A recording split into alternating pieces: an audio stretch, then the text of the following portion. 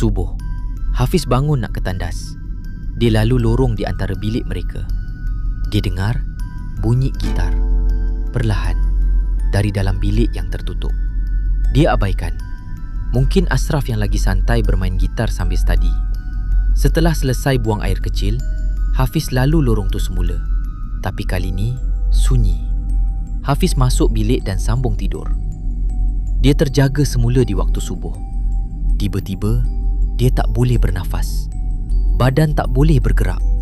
Mata tak boleh buka. Dia paksa dan bila terbuka, sesuatu sedang duduk atas dada dia. Hitam, kurus, lengan terlalu panjang, jari runcing, kuku tajam, mata merah, tepat memandang dia. Nafas benda tu busuk, dekat sangat.